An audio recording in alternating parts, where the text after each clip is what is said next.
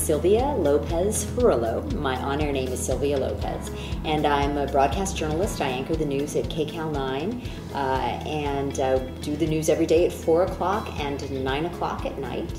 And I'm a proud board member of Families in Schools. I was asked many years ago to be on the board because I just feel very passionate about what the FIS does. I think that families and communities getting involved in the education of children is so important, and helping young people is something that's always been very important to me as well. When I was growing up, kids were sort of left to do what they wanted, pretty much, and our parents figured that we were probably on the right track and they let us do it. And I think that nowadays I see, and certainly a lot of people my age talk about all the time, we would never be able to compete with today's kids because they're so on top of things and they've got so much going on and so many activities and so many demands. And so I see that, and I think I compare how I grew up and I think about now what I'm doing for my kids, and I realize that parents and families really have to be there for the kids to succeed. I wouldn't have made it as a kid today unless my parents really stepped it up.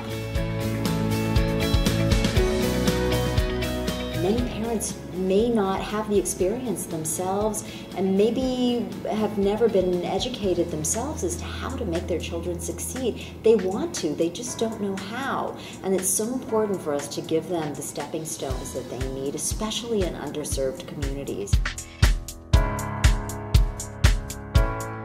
We have many people on the FIS staff who come from underserved communities themselves, who have been there, who have come up and seen what it takes to get to high levels of education and achieve success.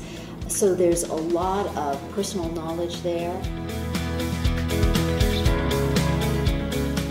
We all need to get involved in the education of our children, no matter whose children they are, because our children are our future. And if we don't, we as a society will just continue to fall behind. I can tell you that being at something like the Million Word Challenge is so exciting.